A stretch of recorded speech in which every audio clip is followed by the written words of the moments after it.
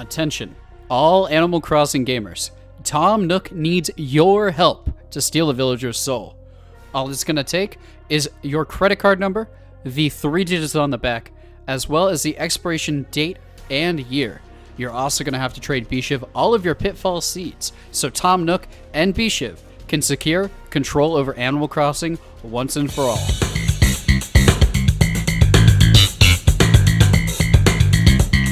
Welcome to Go Lurk Yourself, a podcast about gaming and streaming. Oh, shit. You haven't done that for a while? Oh, God. I don't know. All right, for real this time. Okay. Welcome to Go Lurk Yourself, a podcast about streaming and gaming on the internet. My name is Crunky. I am Cherry Cake. Today we're going to talk about a couple of newer released Switch games. We've got Diablo 3, which came out maybe a week ago, and Golf Story, which, what was the release date on that one, Cherry? Do you know what? I actually don't know now you just said it. I know it's been out a while, though. Yeah, it's one that I remember, like, the week it came out, I saw some stuff about it, and then I heard it was good, but I never really was motivated to give it a try. What made you pull the trigger on that one? I was kind of... I needed some new games for the Switch because I've pretty much run through all the ones that I've got at the moment that were on there. So I did Mario Odyssey, I did Hollow Knight, I did one called Oxenfree. So I was kind of looking for something to play, but something that wouldn't really like take a lot of concentration to do, something that I could just kind of kick back and relax with. So that's where Golf Story came about. Like a good, easy book to read or something? Yeah. Well, I jumped into the Diablo 3, even though I played it on PC a couple of different times. It's funny because I played Diablo 3 when it first launched on PC, and that had to be like 2012 or something like that. It's an older game, right? Wow. I didn't know. Yeah, and I didn't play Diablo 1 or 2, but when Diablo 3 came out on PC, they had this really weird system where all attributes could randomly roll on every item that dropped. If you've never played Diablo 3, basically it's a dungeon crawler. You have a character with some abilities, and you run around killing monsters in dungeons, and the monsters have a chance, and the bosses have a chance to drop loot that you can get and make yourself stronger, right? Okay. And you have stats and abilities that drop, and like special abilities that drop from rare items. And when Diablo 3 first launched, Activision Blizzard tried to have this system where all abilities could be on every item, whether or not that was good or not. So if you've played any MMO or class-based system, you've got your dexterity that goes on a bow. You've got strength that goes on a hammer. The typical fantasy MMO stuff. Well, you could have items that don't make any sense go on a hammer, or items that don't make any stats that don't make any sense go on a wand. Strength on a wand doesn't make any sense. Your wizard doesn't need strength. Yeah. Well, the reason they did that was because they flooded the place with loot and tried to sell it have player do an exchange on a real money auction house. Get people excited about, I could make some money playing Diablo by selling some rare drops that I get. Yeah. And they had this system in place where you could go on. You could post your loot that you got on the auction house, and someone would buy it, and they'd just take 20-30% of whatever the money was that was exchanged. Yeah. And it ruined the game. Like, people who played anything like this, I never played Diablo 1 or 2, but I was well aware of them back in the day. I just never got into them. Just on that, did you say that was trading for real money? Yes. Oh, wow. So people could actually make real-world profit on it. Yeah, but it's sort of like the lottery. The chances of you getting something that profitable was so rare. Oh, okay. And if I remember it right, the interface was not very good. And it literally turned me off the game. Like, I bought it, and I played through it, and I got loot, and I'm like, what the hell? What ended up happening was managing your loot was a cluster. I mean, it was like you would get 99% of your items would be garbage, like not worth anything on the real money auction house. And instead of enjoying the game, every time you would get an item, you'd be like, well, what's this worth? You'd go to the auction house and find out. What's this worth? Oh, do I need to salvage this? Do I need to trade? And it was just like, you'd sit down to play for 30 minutes, and 25 minutes of it would be managing your inventory. Yeah. It's like, fuck this. You'd end up caring more about what your items were worth than actually enjoying the game. Exactly. So I played it till I realized that I was spending more time messing with my items. This is back on PC, and then I put it away. I didn't play it for years, and I want to say like a year later, maybe 2 years later. I don't really remember the timing on this. They came out with an expansion for it called Reaper of Souls, and they announced, "Hey, we're doing away with this bullshit auction house system that nobody likes," and they focused it. They made the loot drops make sense again, and like they put in abilities for you to mass sell, mass salvage, mass equip everything. And it made it amazing. And I played it for a while. In fact, this was before I started streaming. I'm gonna say 2-3 years ago. Oh yeah. Some of my old friends, including Gorby and Ollie and a couple other people that I've gamed with for years, decades. They were all playing it, and I got it, and we were playing every night, and I was having a blast. It was great, and with that Reaper of Souls expansion, and then my internet went out for like 4 days. Yeah, there was some kind of physical issue with my lines, and I had to have the cable company come out a couple of different times to fix it. And it was really weird because it would work, but anytime it rained or it would like, I couldn't maintain a connection to any games because it was intermittent. And in 4 days, my gaming crew like totally passed me by. I came back after 4 days, and they're like 100 hours past where I was, so I never could catch up. And that really that was a lot. I put me off of it. So I haven't played this in years. And I don't know what it was. I was messing around on the Switch one night, and I think I had just talked to you about Golf Story. This is probably a week ago, maybe. Yeah. And I was looking at the Switch, and I'm like, I'm going to pre-order Smash Bros. I'm going to spend my 60. But I have some credit on there from I don't even know what. Yeah. And I was gonna pre-order Smash Bros. And I was looking at Diablo, and I'm like, should I? This was a weeknight. I was like, should I give it a try again? Because and then I read that it had like local co-op. Oh, cool. So D and I could play together on the same screen on this, and I was like, you know what? I'll give it a try. And gee, many criminy, I'm so glad that I did. I love this game. It's like you were saying about Golf Story being like a easy book to pick up and just read real quick and kind of before you go to bed, chill out. Diablo 3 is that. In fact, I listen to podcasts while I play it. Oh wow. Because it's not real intense on the story. It's basically it's the perfect kind of game for me that the fun is in like the action. You basically in this game you play I think there's 6 classes now. There's a wizard. There's a necromancer, is the class I'm playing. A crusader, which is like a holy tank. You've got a barbarian who's the melee fighter. Demon hunter, which is the bow and arrow person, and I think there's a character called the witch doctor, which is manages pets and does like hexes and weird spells. Yeah. So is there much story to it, or is it very action heavy? Oh, it is very action heavy, but it's got a very neat story if you've never played it before. The only reason I don't care about the story is because I've already done it a couple times. Like the way this game works is it procedurally generates levels for you. Right. So the towns are static, but when you'll exit through a door, you'll go into like I don't know why this one came to mind. The Fields of Eternity. And it will basically randomly generate an area, and the monsters are all in different places every time you go in there, and then like the locations you need to find and go to, the exits to the levels, they're all random. Okay. So you basically fight through hordes of enemies as one of the characters, and you get, I want to say it's 5 ability slots that you on the Switch you map to controller buttons, and each ability has a they call it a rune or a modifier. So you figure 5 abilities that you can, actually it's more than 5. I think it's 6. 6 abilities that you can map to.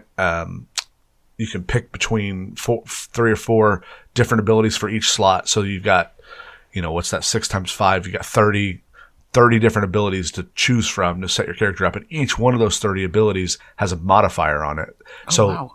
the possibilities of changing up your build or what works really well. Yeah. Some of them have synergies on them. Like, for example, I play the Necromancer, and you could have like an area of effect spell that blows out you can either make it a poison cloud or you can make it a curse. And then your other ability, like, if an enemy's cursed, you do 20% more damage. So like, there's all this theory crafting that goes into playing the game. That's like right up my alley. Like I could sit there for 20 minutes going, oh, this looks cool. Oh, and if I use this with this, then that'll be even better. Yeah. Oh yeah.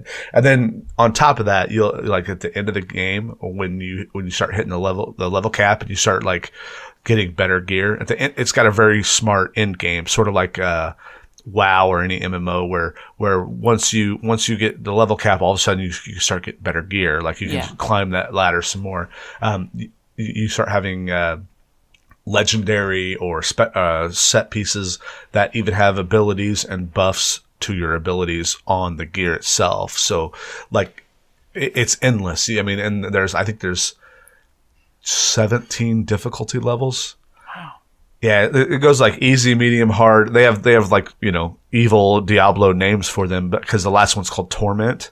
And then there's Torment 2 all the way to Torment 13. So you've got all these difficulties, and each time you raise the difficulty, the chance of legendary loot goes up, the gold you get goes up, the experience you get goes up. And they do something really interesting for replayability, and that's I'm trying to remember the name of it. Shoot, the name's escaping me, but it's basically like these, these extra levels that you get that are account wide, and it gives you just these really small buffs to all your stats, and you can allocate them however you like. But what that means is you get these like, I'm going to call them heirloom. I know that's not the right name, but these heirloom levels that you can buff your strength, you can buff your, whatever stat it is your character has, but you get these experience points in these slots. So if you start an alt, like say, I love the Necromancer, but now I want to play the Barbarian. Because you spent all that time on these heirloom levels, right when you start, you can dump a bunch of stats into your alt, and like get a jump and cut out some of the slog of the early game on your next character. It's really, really addictive gameplay, and I've played it. I mean, I've talked to you about it this week. I probably put 30 hours into it this week. I've already got a max level character on the Switch version. And just like, and at the end game, they put in this new game mode since last time I played called the Adventure mode. And think of it like daily quests in an MMO. They give you they call them bounties, 5 or 6 in each map, random things to go do. And at the end of them, you get a bonus chest reward that basically gives you a chance to roll on some really high end loot, some gems, because you can like socket gems into all your gear that gives you bonuses. And you can transmogrify, which is to replace the look of your items with other items. So like if you want to make your character very, very pretty, you can do that too. You could dial your gear. I mean, it's got all the trappings of like an MMO, but it doesn't have the whole, you can play with people online, but it doesn't have the thing like an MMO does, where you just log in and see 100 people around. You don't see anybody unless you join with them. Yeah. Dee and I played it the other night together, and this is one of the few times where I'll say that a controller is better than a mouse and keyboard in this game. I never thought I'd say that, but I actually really do love the way that they laid out the game controls with this controller, especially a game like this that's mouse driven on the PC. The controller, they put an ability on the right stick on the Switch to dodge roll, and that's not even in Diablo 3 on PC. Last time I played, and wow, that was fun. It actually, I use it a lot, to be honest. Yeah, that sounds quite cool. Yeah, I can't recommend it enough. It's like I want to say mindless fun, but it's not. It's just after you play through the story, and the story is great, but once you've played through the story once, and you could, if you really wanted to, you could probably do it in a couple of hours, just play through the story. there's tons of replayability in the game. It's got great multiplayer co-op functionality, and I would recommend it to anybody. If you played Diablo 3 back in the day and you want to give it a shot again, or if you want to try it on a mobile console, the Switch version cannot be beat. I can't recommend it enough. What is it like in terms of like welcoming new players? Because I've never played Diablo, so if I were to pick it up and go into you'd have no problem. Would it be? Yeah, right. Yeah, it's very like, especially if you've played it before, it's a little slow at the beginning, but that's because it's treating you like you've never played a video game before. This is what this button does. Now move over here. Now here's a little enemy that cannot kill you if you stand there for an hour. Try to kill it. You know what I mean? It does all that stuff. It's a little like. I'm just imagining you playing it for the first time. I think it would be a little too stereotypical. Like it's very classic. There's a zombie outbreak. What's this? And then you go to a town and you have to talk to an NPC, and all the characters are very, very high fantasy accents. It's very well voice acted. Yeah. The story itself is really good. It's about Diablo, who AKA is the devil, who tries to take over heaven.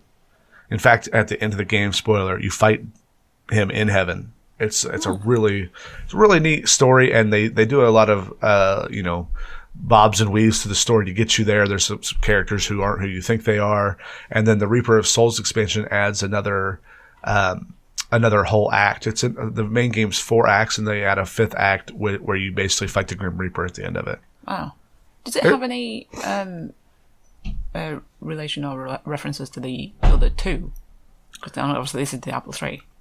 That would be lost on me because I never played them, so I don't know. Fair enough. Yeah. I mean, I'm sure it does. I'm sure it has a bunch. If it's Blizzard, so it's going to have nods and homages to other stuff. Like there's it's made by the same people who made WoW, and you can see little nods to that here and there. Yeah. When you started describing like the class systems and the abilities and stuff like that, WoW just instantly popped into my head, and I'm just picturing that, but like as a dungeon crawler style game. Right, exactly. If you've ever played in WoW, do you remember doing instance dungeons with your friends? Yeah. Think of an instance dungeon that changes every time you play it. It's like it randomly changes all the hallways. Yeah. And I will say that if you've played a lot of procedurally generated games before, you know that you can kind of like, after a time, you kind of like feel your way through. Like it's got you kind of, even though it's random, you start seeing the patterns and how things go. This game, I've played it for hundreds of hours, and I don't see any patterns yet. So it's the procedural generation stuff is really well done. It's makes it a lot of variety, but. It must be a pretty well done game though, considering that you've already played through it. And to get it again for, how much was it? $50? I paid full $60 in the US for it. Yeah. And you're still playing it. That's my biggest beef with it is I think they could have got away with selling it. I mean, I think they got away with selling it to me for $60, but I think they should have sold it for $40, given its age, that it's on its, 10th, it's already on PS4, Xbox One. Yeah. But, they're not stupid to do it this way, because put it out for full price now, in a year or 6 months, drop it and make your money. It's Nintendo. There's money to be made. Yeah, Blizzard and Activision, they've done some crazy stuff. I can't talk about Diablo without bringing up the whole Diablo mobile game thing that happened at BlizzCon this year. Did you hear about this? Oh, I remember. I think I remember you briefly telling me about it, but please elaborate. So, there's been these rumors bubbling for a couple of months now, maybe longer than that. I've heard about them for a few months, where, hey, Diablo 4 is in production. There's going to be a big announcement at BlizzCon, which is Blizzard's convention, like E3. We're going to talk, how everyone thinks it's going to be released there. And, this has been expected and talked about online ad nauseum, like it always is every year. Yeah. Well, Blizzard has their big convention, and at the very end, they like, oh, and one more thing, like in their main prime convention, right at the end, their big announcement, the screen goes black and they show this cinematic that looks like Diablo, and these characters fighting it, and they're like, Diablo Mobile coming next year, and everyone's like, boo. Like, Did they actually boo? You can like hear a pin drop after the credits rolled, and like literally everyone like is, you know, it's obvious it's going over like a lead balloon, and somebody's like, "Are you serious?" in the crowd, and the announcer goes, "What? You guys all have phones, don't you?" And Oh no! it was so awkward. If you get a chance to watch I'm sure there's somebody on YouTube's edited together like a highlight reel or a low light reel, but they have like this Q&A at the end of it, and this guy goes like, "So could you settle a bet for me and my friends here? I think this is just a horribly timed April Fool's Day joke." Which inherently, I don't have a problem with anybody releasing a mobile game, but I think if you're looking for a sign of Blizzard's losing touch with its audience, as all the old school Blizzard people have left, that's one of them. I mean, to go to your BlizzCon where your diehard rabid PC gamer fan base is going to buy $300 tickets. I don't even know how much BlizzCon is, but whatever it costs to get in and sit down there and watch your stupid presentation to roll out a mobile game, it tells me you don't have your finger on the pulse. They probably would been better off just not saying anything if they weren't going to release Diablo 4. Yeah. Why bother? Oh no, it's just such a bad move. It is, and like releasing the game's fine, but to do it then and there, like what they should have done, and I'm not the first person to say this, but is, hey, we have Diablo Mobile coming, but before we leave, and just show a title card that says Diablo 4 on it. And it could be a placeholder image, and I think that would have lessened it. But like, I saw an article yesterday that Blizzard Activision stock dropped 7% on this news.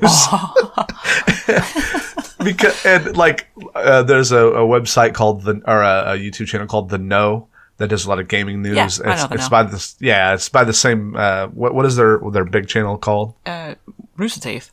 Rooster Teeth, yeah. It's all of those guys, and they've been talking about it all week, and like Blizzard had to issue a press statement about it, and people, you know, like literally affected people's lives, and you know, but it should, because if you're a big company like that, if you're Blizzard Activision, you've got all the money in the world, you're making money hand over fist, you're charging me $60 for Diablo 3. Yeah.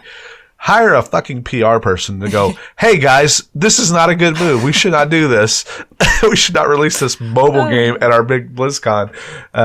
Then there are all these rumors that they actually had a trailer for Diablo 4 and someone internally decided to pull it. Blizzard's denied that, but it was a story that came out. Oh, that would have been funny. Did they give any more details on the mobile game? Like if it was going to be free, or if they're charging for it, or any microtransactions or anything like that? I didn't care enough to even look into the details. I was just curious. Here's how the mobile game's going to play, I bet. It's going to be, you know, free or $5 to get started, and it's going to be chock full of microtransactions. Yeah. And I don't like mobile games for that. I don't like any. There's rarely a mobile game that I'll play. I think on this podcast I talked about one that I bought from. We talked about it last week. Did we talk about it last week? Yeah, we talked about it with Corby.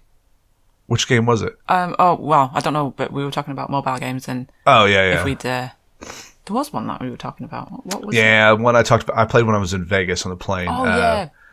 Game Dev Story. Tycoon. Yeah, the original was called Story. This one was called Tycoon. Yeah. It was like a fan remake. And it's because it's just buy it and then that's it. There's nothing else. These games that like I probably said this last week, a game where it says, you've reached your limited number of moves today. Pay $1.99 for an additional 5 moves, or if you pay $20, you get 35 moves. And like, you know what? That nothing makes me uninstall something faster than that. Like, if I have to pay to do anything in your game, if I have to pay to play it further, kindly kiss my ass, game, and uninstall. And what really bums me out is like 10 years ago when all these mobile, maybe longer than that now, all these mobile games started creeping up on us with all these bullshit microtransactions. I said, man, I hope EA doesn't see this. I hope, you know, Activision doesn't see this, because it's gonna slowly creep into all of our games. And I don't know if you guys are looking at the calendar, but it's almost 2019 and it's here. It's in Call of Duty is full of microtransactions. They were smart though. Did you see that they waited a week, put them all in there? Yes, I noticed they only introduced them a couple of days ago. Yeah, they're just like, oh, and by the way, guys, if you want to give us a bunch of cash now that you paid your full $60 for this game, just, here you go. Here's some carrot on a stick stuff. Didn't you say it was like you could get everything for $200? Yeah, there was some. I went looking through it just so I could bitch about it. I went looking through it. There was a button to. I know it was a story that I read that said to get everything that is supposedly in Black Ops, Call of Duty, the new is Black Ops 4. We talked about it a few weeks ago. There is like a season pass, and you could just play and unlock everything, but it'd take like 1,000 hours in a month. And like literally, if you like didn't sleep and you didn't eat and you just played Call of Duty Black Ops around the clock, you played well enough, you might be able to unlock everything if you like spent 20 hours a day on it. But to just get everything with cash is $200. Man. And the thing that bothers me about that is when you think about all the people, the vast majority of people who are playing Call of Duty, there's probably some adults playing it. There's probably a lot of adults playing it, but there's some kids that like to play these games too. Yeah. I only know because they tell me how much they fucked my mom when I play them online. Wow, that came out of nowhere. you never hear people yelling at you online when you play a. No, because I turn them off because I know that's what they're just going to say. Right, they're like 9-year-old kids going, get out, noob. But anyway, as much as those kids can be obnoxious and annoying, they're still just damn kids. They don't know how the world works. And, I've got a kid young that's 11 years old, and she's playing mobile games right now. She's really into a game called Geometry Dash, and she's like, "Dad, can I get this? I wish I could pay money to unlock this, and I wish I could." And I'm like, I just want to grab her and shake the crap out of her. No, this isn't how it's supposed to work. Don't do it. Don't fall for this shit. And I'm trying to help her understand. Like, I literally go, look, I could give you $5 right now. You could unlock this stuff in the game, and then what are you going to do in a week when it's over? You're going to go on to another game, right? She's like, well, yeah. I go, and where's that $5 going to go? Well, it's going to be gone. I said, so can we just pretend that it's a week later and you're already over it? And, and she's, to her credit, she's seeing those things and understanding them. That's good. Yeah, but that's because I'm a gamer and I know the lesson already. Yeah. I'm thinking of these 9-year-olds playing Call of Duty right now that maybe they're playing on Xbox and they've got their mom's credit card on there that he's allowed to use it to buy microtransactions because that's just the reality we live in. Yeah. And that kid, that kid is playing Call of Duty, even if he doesn't get everything, he wants all that stuff. And if he gets my daughter got some money over the summer and she spent it on Roblox money. Oh no. And I'm like, I have to bite my tongue and let her learn her lessons her own way, and let me learn my lessons my own way and go, that's not great. When was the last time she played Roblox? She actually played it maybe a week ago, maybe 2 weeks ago.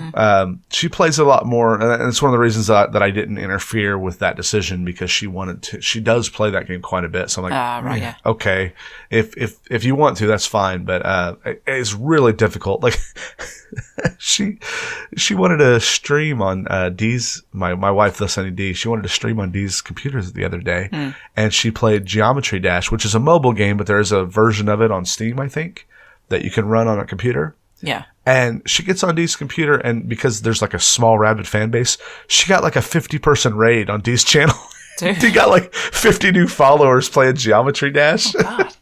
And Molly was, you want to talk about a natural streamer. Molly does not, she handles it well. It's like scary because like I want her to do it. I'm happy for her, but I can't let my 11-year-old be on Twitch, right?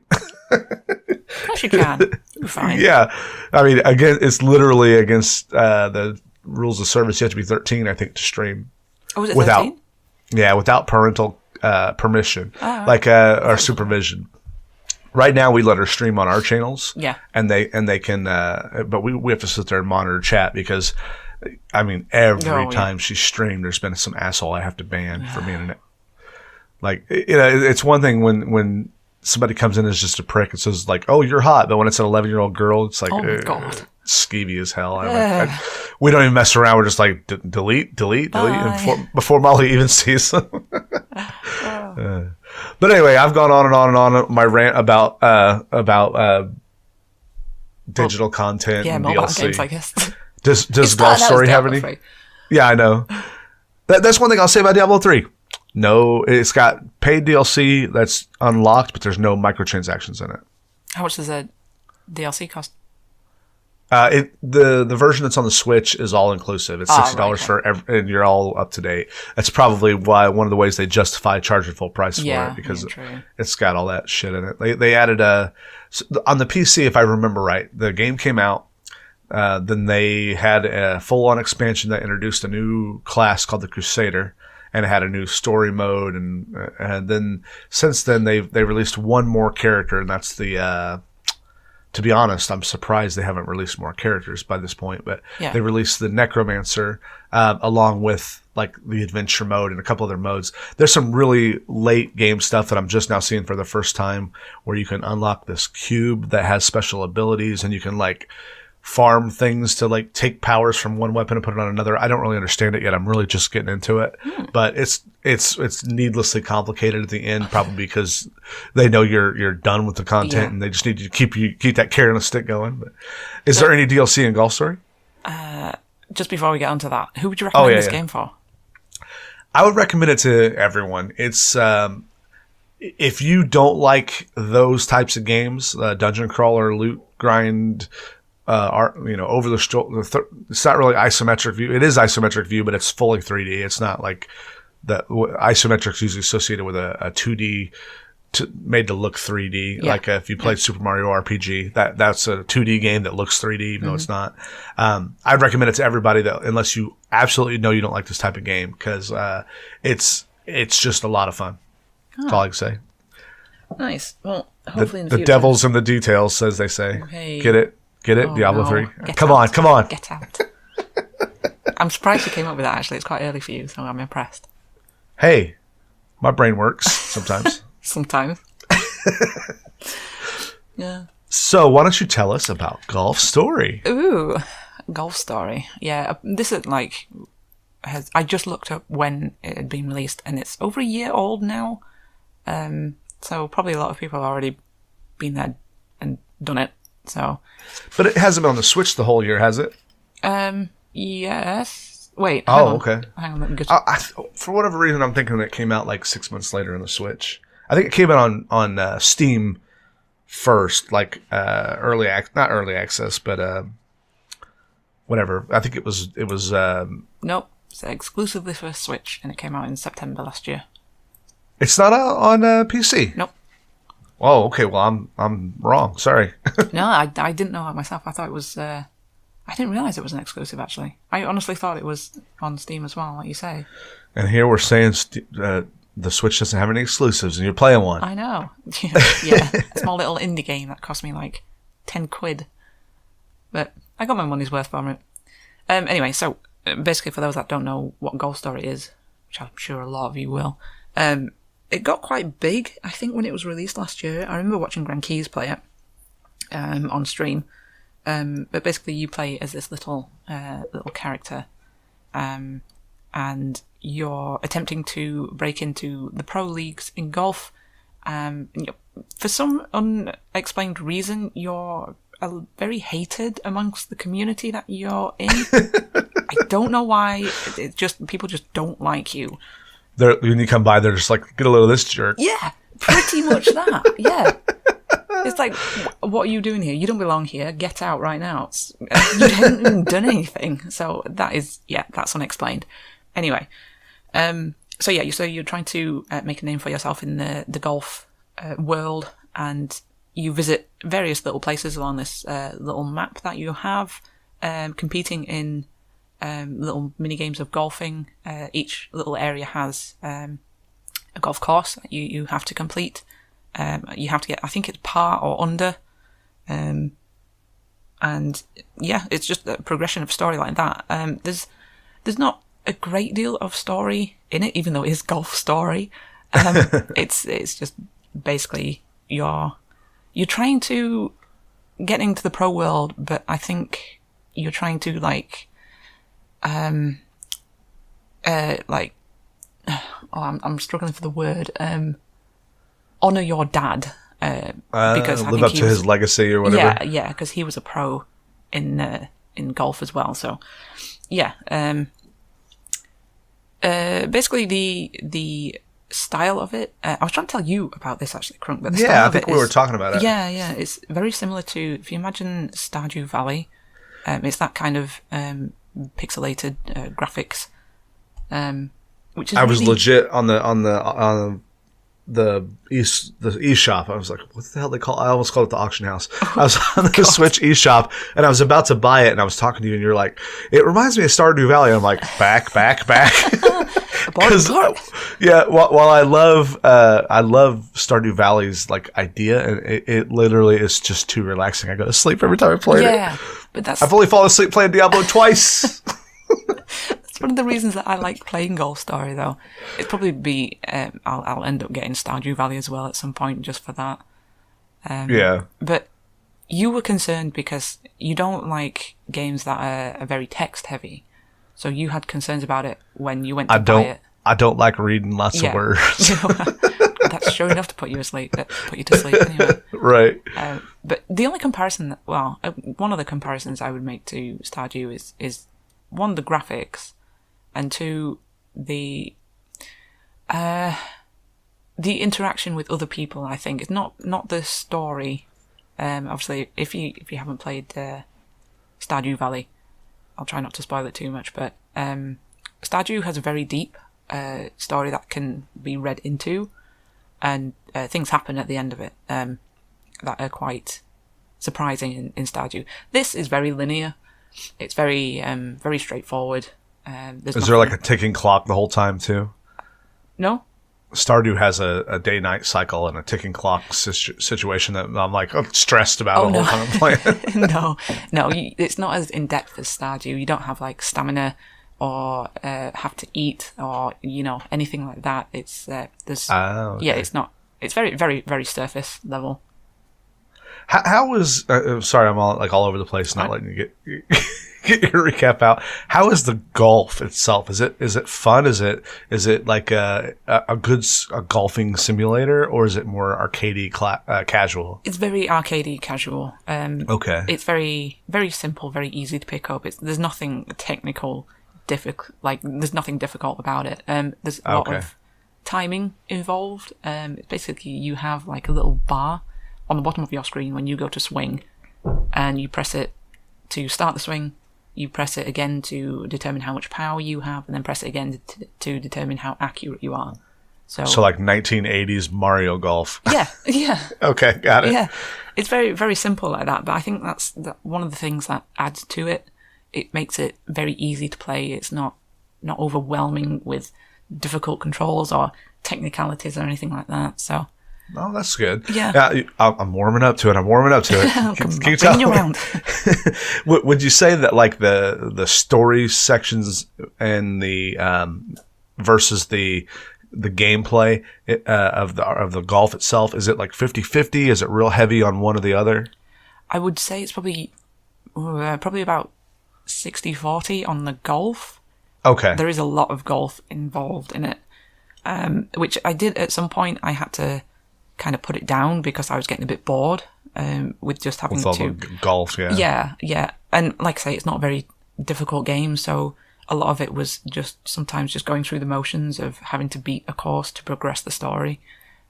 So yeah, it only happened like twice, and this is like a 15 to 20 hour game, so it's not a bad ratio. Okay. And you said you paid 10 quid for it? Yeah, I think it was like maybe £11 something. I can't remember off the top of my head, but it was less than 15 anyway. I think it's $15 or $20 on the US shop. Yeah. Okay. Sorry, please continue. I keep cutting you off. I can't remember what I got to. We were talking about Golf Story. Oh, really? Yeah. That's an alright game, actually. Have you ever been golfing in real life? No, I haven't. No. I don't know how popular of a thing it is or how available it is in England. I'm sure you guys have golf courses there. But yeah, we have a golf course pretty near us, actually. Oh, do you? Yeah. Actually, we've got a few, actually.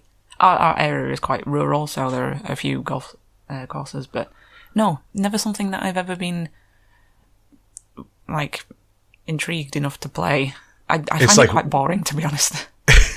It's way harder than it looks. Oh yeah, no doubt. I mean, you got this little bitty ball, and you're hitting the head of this on the end of the stick, and you got to swing your arm like way up.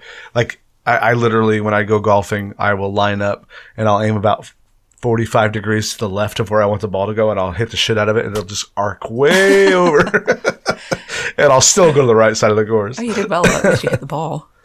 Yeah, I mean, most of the time I hit the ball. I mean, I'm not Tiger Woods or anything. Not yet, anyway. Get practicing. Right. Yeah, I'm going to break into the PGA Tour. It's one of the few sports old men can do. Never too late. So you, it's never too late. Yeah. You finished Golf Story, right? Yeah, I finished it probably within, I think it was about a week. I'm sorry, I remember you saying that like it's one of those games that the replayability wasn't there for you. No. Like once you were done with it. Yeah, and the funny thing was that when I actually completed it as well, I had to go and Google if there was anything else to do, because while there was an ending to it, there wasn't really there wasn't really an ending, I guess. There was no like open and shut finish to the story, I guess. Okay. Some dialogue happens and that's it? Well, yeah, you kind of get like a little cutscene, and are you going to play this? Are you bothered about spoilers? No, but if you're listening to this and you're bothered about spoilers, skip ahead a few minutes. Yeah, I'll be brief. So basically you end up achieving your dream, at least, of getting into the pro league. Again, it's not really specified whether you do or not. Okay. You essentially have this rival, which is called Max Power. Yeah. I got it from a hairdryer. Yeah. I think he's got Max Power anyway. That's what Homer calls himself from The Simpsons. Yeah. And it all comes down to, like, you meet him on the courses as you start working your way up the ladder, and he's really bitter about it because you're like this crummy amateur golfer who's doing really well. And he's like Shooter McGavin from Happy Gilmore. I've never seen Happy Gilmore. What? No, I'm all sorry. Right, we're done. We're done recording this podcast. We're gonna pause right here. You're gonna go watch it and come back, and we're gonna talk about it. I don't know. It probably hasn't aged well. It's real stupid, but it's funny. It's like, I'll take your word for it. Well, it's funny that even comes up because Dee and I Friday night, 2 nights ago, we watched the when we were young, back when Adam Sandler was funny. I loved that movie, and Not Adam bad, Sandler. no. I love Adam Sandler as a at least his public persona. I love his comedy. He's a lovable, relatable guy that seems to really care about people. And like if you hear about celebrities talk about him, they always say he's the most kind, generous, nicest guy ever. And that's what you love about him. But you cannot go look at his catalog of movies the last decade and go, oh my God, what the fuck happened? Because they are garbage. I mean, all you have to do is watch the commercials for Jack and Jill to know what I'm talking about. Yeah. But he had this Netflix special that came out maybe a week ago. I've been seeing it. I'm like, we'll give that a try. It's probably going to be terrible because, it's modern Adam Sandler stuff. And I will admit the first 10 minutes is cringy. Like I had my hand on okay, we're not going to watch the rest of this button twice in 10 minutes. I paused it. I'm like, is this garbage, Dee? And she's like, I think it is. Oh, no. And I don't remember exactly which part of it like tipped the scales. But by the end of it, I'm like, this is great. This is fun. He plays music and sings these stupid little songs, but in the cute little innocent Adam Sandler way, he makes them good, makes them funny. And then he does. I'm not even going to say specifics about it, but he does this tribute to Chris Farley, which, if you're of a certain age, is very touching and nostalgic. And he talks about how he has a whole song about Chris Farley that he plays, and he literally has a guy playing piano with him the whole time, and he'll do these, admittedly not the best stand-up jokes ever, but cut it in with songs and stories, and it was really good. Like I was really surprised by how good it was. Hi. But anyway. So you've never seen Happy Gilmore. You don't know who Shooter McGavin is. No. Shooter McGavin is basically the golf rival villain in Happy Gilmore, and he's a huge douchebag. Yeah. That's basically what he is. Yeah. And it's basically a trope from, and this movie wasn't an 80s movie, but there was a trope in the 80s where the rival, the rival character would be like think Karate Kid, like they're borderline evil, right? They're not just going to beat you up, they're going to murder your ass. Wait, what would, right, yeah. So Max Power. About the end of Golf Story. Yeah. His name is Max Power. Yeah, I think it is anyway. I might be getting it wrong. I know his first name is Max, but it might be Max Drive or Max Power. I can't remember which one. Max Headroom. You don't even know who Max Headroom is. No. Oh my God. No, if you're listening to this podcast and you don't know who Max Headroom is, go ahead and go ask your parents if you can get on the internet and look him up. No, I think I do know Max Headroom. He's no, it's coming back to me now. Yeah, like 1980s. Yeah. He had like a TV show. Yes, I do know that. I don't know if I ever remember watching it, but I do know it because it was a terrible show. Yeah, it was a terrible show. But the actor who played him was made a bunch of money on like he had a Pepsi commercial for a time back in the 80s. Yeah, so he made a bunch of money like with appearances and like ads and stuff. The show was like this sci-fi looking show. Yeah, it was supposed to be all futuristic. It was garbage. But we've talking about everything except for Golf Story in this section. Sorry, please continue about fine. Max Power. Nostalgia. Okay, so yeah, you meet Max Power on the tournament trail and. You end up having the last round in the game against him, and the objective is to beat him. And then I think they put like the objective is to beat Max Power, and then you will be granted access to the Pro League. I think that's basically what it is. Okay. So yeah, you end up obviously to beat the game. You end up beating him, and then that's pretty much it. Like you get like a short little cutscene of all the characters that you've met, and like a flyover of all the areas that you've been to, and a little bit of text. But then it obviously like it goes through the credits and stuff saying thank you for playing, etc. And then you get put back into the world, and then you're just kind of there, but there's not really much else to do. If you've been through the entire game and you've done all the side quests, all the mini quests, all the challenges, gotten all the clubs that you can get, there's not really anything else that you can end up doing as far as I know. Like, is there like a leaderboard or could you like get the best, challenge your own records on each course? Not that I know of. There's no Gotcha. Like online comparison for that kind of thing. There's if you are participating in a tournament, the leaderboard is just for that tournament. So I see. Like you have to get to the top score. But yeah, I think that's really pretty much it, really. But overall, would you say you got your money's worth? Yeah, definitely. I was just about to say, like, that aside, I think it's a really good length of game, because like I was saying before, there were points in it where there was a little bit too much golf in it, where I was just continually doing these courses and getting a little bit bored with what was happening. So I think for it to be like 15 to 20 hours long is perfect, because I think any more than that, people would just not be bothered about playing any more golf, because there is quite a lot. Would have felt too padded out or something. Yeah. I was just Googling this while you're talking. His name is Max Yards. Oh, Max Yards. Sorry, my bad. What a stupid name, Max. I knew it was Max Power is almost an upgrade. I was laughing about how stupid that name was, but somehow they made it worse. It's Max Yards. My name is Mr. Golf Man. It may as well be that, yeah. Do you get to name your character, or do you play an actual named character? Oh my god. Do you get to... You don't get to name him. Oh my god, I can't actually remember if the guy has got a name or not. You didn't know I'd have all these questions, did you? No, I didn't. I was not prepared. Did you do your read your book? Because here's your book report. Yeah.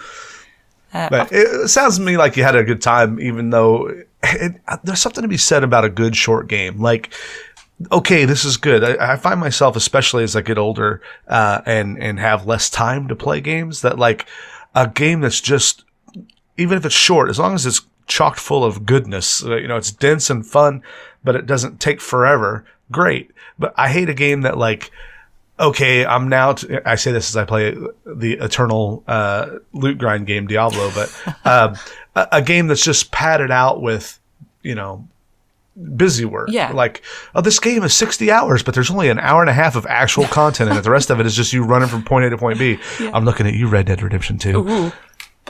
Yeah. I have not played that since I recorded last week's episode where I pissed and moaned about it. Oh, no. Yeah, other than having Diablo, I just, like, I look at the box and I'm like, I hate you. I'm like looking at it across the room, like I'm just giving it the fucking side eye, squinted face. I'm like, I hate you, Red Dead Redemption 2. Wow. Yeah, I'm trading you in at GameStop for Smash Brothers. Oh, you really? Yeah, I'm gonna pre-order Smash Brothers to get the, and I'm gonna take that in there while it's worth anything. Yeah. But yeah, I know what you mean about padding out games. I got a little bit of a feeling with that with Assassin's Creed Odyssey. Oh yeah. As of late, I know it's a brilliant game, and I really, really do like it. But there are points where there's just busy work, like you say, that you can do quests to progress the story. Like, or you could pay them money to bypass some of that. Really? Yeah, that's what their microtransactions in Assassin's Creed. I was curious how far into it you get to the point where you can start like buying. You can buy items and buy. There's some other currency that they have where you can. Yeah. You can buy things. I know what you mean, but I can't remember the name of it. Yeah. Yeah, but I'm not saying that that's a bad game by any means. It's just another example of the shitty mobile-esque microtransactions creeping in our $60 full price games. It's like, why? I was really glad last year when Battlefront 2 from EA got called out for its bullshit. Yeah. But they're not done trying to do that. They just overstepped. They thought, well, Star Wars is big enough, we can just get away with it, and it blew up in their face. Yeah. And rightfully so. But the fact that it's in Assassin's Creed, it's in Black Ops, it's going to be in Battlefield 5. That's coming. I mean, get ready for it. Like, people will say, oh, you bitch about microtransactions, but you buy stupid shit in PUBG all the time in the Battle Pass. I'm like, yeah, but PUBG was an indie title for all intents and purposes. Yeah. It was $30.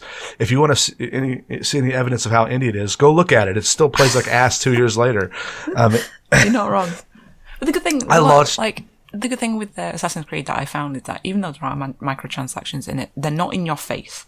Right. They're there, and if you want them, you can go and get them. But they're not advertised to you straight off the bat, and you're not forced to get them. They're just there as an option. That's the part that I don't know. I've not played it, and I've not seen enough people play it to say this, but I watched a couple of reviews on YouTube when it came out, and there's a guy that he's obnoxious, and I probably talked about him before. His name is Jim Sterling, but he's very insightful into, like he always says AAA games and what the shit they try to pull. And he says that he experienced maybe 10 to 20 hours into the game that he started feeling like the better of the two options was to go to the auction house, the DLC and buy microtransactions to progress rather than grind. He said it got really grindy, and he couldn't help but notice that he could either grind for 3 hours or he could go pay $5 and get through content. I don't know if you've had any of that experience, but that's what he was saying. No, I haven't because I find that it's a really smart game in that it will level the enemies that you come up against along with you, so you don't necessarily have to be a certain level to go to a certain area. If you're level 14, you will come across enemies that are level maybe 15 or 16 that you can deal with. It might be a little bit of a challenge. The game scales with you. Yeah, it'll be a challenge, but you can take them down. So when you come across enemies like that might be 1 or 2 levels above you, you will end up getting equipment that will be on that level as well. So you'll always have something to aim for. If you're really bothered about getting better weapons or better armor, there'll always be that option. So even though, he might feel like it's a little bit of a grind, to me, it didn't. Because I would only ever have to come across, a group of guys once to get some better stuff. Well, that's good to hear. Like I said, I've not played it, but just the symptom of microtransactions creeping in. If you played or watched much on Battlefront 2, when that came out, they had we talked about it here on this podcast back when it came out. Yeah. But they had literally loot boxes were the solution to everything. Like you could get upgrades, but when the things you earned weren't unlocks, they were these loot boxes, and you'd open them to get your upgrades for your character, but it wouldn't be for the character you're playing necessarily, just be random. Yeah. And so the idea was that your chances of getting the things you need are so low that it's very tempting for you to buy. Okay, give me 5 loot boxes and let me. It's like buying scratch off tickets. Yeah. I want to maybe I'll get the shit I need. Maybe I'll play for 100 hours and I won't. And that's a way for these companies. They all of them see Rockstar's online game and they miss the point. Yeah. They're like, oh, people will pay for these loot boxes and this online money stuff. Well, GTA Online's a different thing than the full on $60 game. If GTA 5 came out and it was pay $60 for the game and then pay $5 to unlock shit along the way, people would riot in the streets, I think, and rightfully so. But this is the online mode is separate, and it's this. I don't know. We talked about it last week, Yeah. and you got to stop me. I will talk about DLC all day. Oh no, it's fine. Yeah, I think. Like we said, probably reiterating from last week, but GTA 5 online is a whole different kettle of fish compared to, something like Battlefront 2 with exactly loot boxes and all that jazz. So.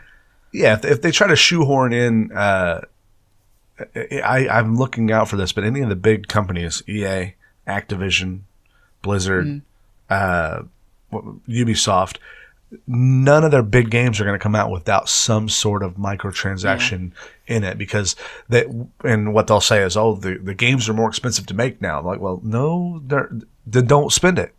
You know what I mean?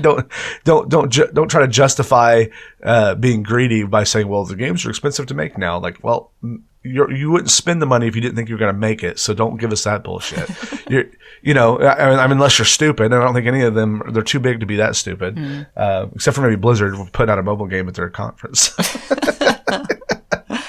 They might have some brain drain or some whatever you call it when all their talent leaves, but. Yeah, true. Yeah. So that's a long way around to say, would you recommend Golf Story, Cherry? Anyway, yes, I would. For a game that's like probably less than $15, and you get at least, up to 20 hours worth of gameplay, it's something really relaxing to play. It's nothing that is going to stress your brain out. And if you want something that you can just chill with, maybe before you go to bed, I would definitely recommend it. It's not heavy. It's not like intense golf or sports. If you're curious, if you don't like that kind of thing, but yeah, I would give it a go. For the amount of money it is, it's worth trying out at least. Diablo. Sounds good. You've actually got me curious to try it again. So when I find 15 to 20 hours worth of time, when you finally put Diablo 3 down.